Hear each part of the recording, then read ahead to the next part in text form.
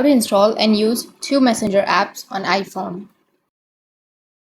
So if you want to install and use two messenger apps on iPhone, then here's the way. You can't do that with your iPhone itself, so you just need to simply install an application. So what you need to do is just simply go with the App Store. Once you're here on the App Store, you need to simply go with the search. Under search, you need to search for Copy App. And once you search for it, you will have the Dual Accounts app, right?